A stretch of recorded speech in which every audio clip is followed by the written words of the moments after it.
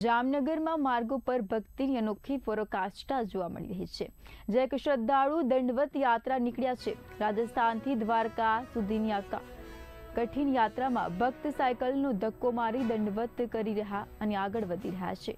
આ શ્રદ્ધાળુ ત્રીજી વખત આ પ્રકારની કઠિન યાત્રા કરી રહ્યા છે।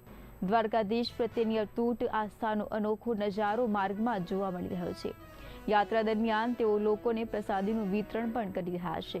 હજારો કિલોમીટરની આ યાત્રા તેઓ શ્રદ્ધા અને સંકલ્પ સાથે પૂર્ણ કરવાની તૈયારી દર્શાવી રહ્યા છે। જય દ્વારકાધીશના નાદ સાથે તેમની યાત્રા સોશિયલ મીડિયામાં પણ ચર્ચાનો વિષય બની છે। हम द्वारका पर ही जाने का है।